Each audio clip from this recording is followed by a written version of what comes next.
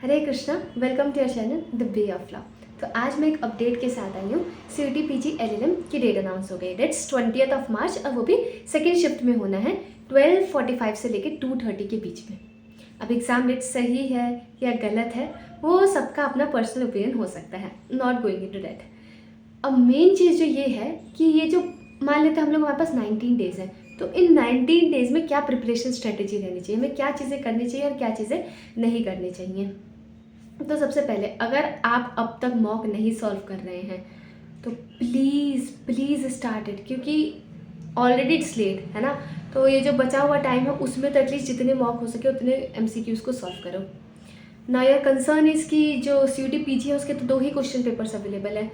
तो आप क्या कर सकते हो, UGC नेट के क्वेश्चन पेपर सॉल्व कर सकते हो, क्योंकि जो क्वेश्चन पैटर्न है CUET PG का UGC नेट का सेम ही है और इनफैक्ट क्वेश्चंस भी रिपीटेड है। तो आप UGC नेट के क्वेश्चन पेपर्स को सॉल्व कर सकते हो, पहली चीज़। दूसरी चीज़, जो लास्ट के 10 डेज़ हैं उसे एकदम से ही रिवीजन के लिए रिजर्व करके रखो। अब ये मत सोचना कि मैं नए नए सब्जेक्ट्स पढ़ लूँ और कुछ रिवाइज ना करूँ और मैं वहाँ पे जाके सब सही सही टिक कर दूंगा, सब सारे सही ऑप्शन चूज़ कर लूँगा। That's not possible. रिवाइज करना बहुत इंपॉर्टेंट है, जितना इंपॉर्टेंट पढ़ना है उतना ही इंपॉर्टेंट रिविजन है। तो लास्ट के 10 डेज पक्के से उसे जो है रिवीजन के लिए रिजर्व करके रखो, ठीक है। अब बाकी ये जो बचे हुए कुछ दिन हैं, मतलब 7-8 दिन हैं, आप क्या करो, आपको कुछ नया पढ़ना है तो पढ़ लो, पर इन सिर्फ 7-8 दिन ही पढ़ना, ठीक है। बाद के लिए जो है आप कोशिश करना कि कुछ बहुत ज़्यादा हेक्टिक ना लो और जो आपने ऑलरेडी पढ़ रखा है उससे रिवाइज करो, क्योंकि जो आपने पढ़ रखा है उसमें से भी नहीं आंसर कर पाओगे और कुछ नया पढ़ोगे उसकी क्या ही गारंटी। और जो आपके इंपॉर्टेंट सब्जेक्ट्स, अगर मान लो सपोज आपके पास टाइम बहुत कम है तो कोशिश करो कि जो सबसे ज़्यादा इंपॉर्टेंट सब्जेक्ट्स हैं, ठीक है, लाइक कॉन्स्टिट्यूशन, IPC, इन सबको जो है रिवाइज कर लो। माइनर लॉस को बाद में देखना। और अभी क्या करना, मान लो आपके बहुत सारे सब्जेक्ट्स रह गए तो अकॉर्डिंगली आप क्या करो, प्रायोरिटाइज करो चीज़ों को। अब सब चीज़ नहीं हो सकती, ये बात दिमाग में बिठा लो। अब आपको क्या करना है, चीज़ों को प्रायोरिटाइज करना है। जो इंपॉर्टेंट सब्जेक्ट्स हैं उन्हें पहले पढ़ने की कोशिश करो, रिवाइज भी उन्हें ही पहले करो और मॉक सॉल्व करो। और कोशिश करो कि जो आपका ये जो टाइम है ना एग्ज़ाम वाला, मतलब 12:45 से लेकर 2:30 के बीच में, इसे बहुत एक्टिव रखना।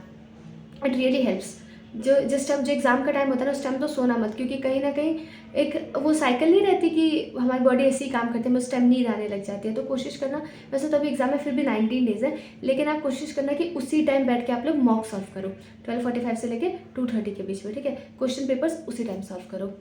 तो यही था, है ना। और फिर भी अगर आपको किसी तरीके का डाउट होता है ना, फिर भी कोई इशू होता है, अगर आपको लगता है कि अगर जिसने प्रिपरेशन नहीं स्टार्ट करी फिर भी वो देना चाहते हैं, तो भी अगर आपको अच्छी नॉलेज है लॉ की तो मुझे नहीं लगता कि ये दिन कम है। अगर आप रिवाइज करोगे तो आप इजीली से क्रैक कर सकते हो। जो भी आप नेगेटिव नहीं होना है, एकदम पॉजिटिव रहना है, ठीक है। बिल्कुल घबराना नहीं है, बहुत कम दिन है ना। अपना पूरा मैक्सिमम देना है, जो रिजल्ट आएगा आएगा वो तो देखा जाएगा, लेकिन अभी क्या है, अपना मैक्सिमम देना है ना। हमें लॉ प्रिपेयर करना है, हमसे लॉ पूछा जाएगा, हमें लॉ का आंसर देना है, बाकी जो होगा वो देखी जाएगी, ठीक है। तो अभी इस पे ध्यान, किसी भी तरीके का आपको डाउट होता है you can definitely revert back to us, we are there. और किसी भी तरीके से हम आपको सर्व कर सकते हैं। Do let us know, will be happy to serve you. Thank you for watching this video. Hare Krishna.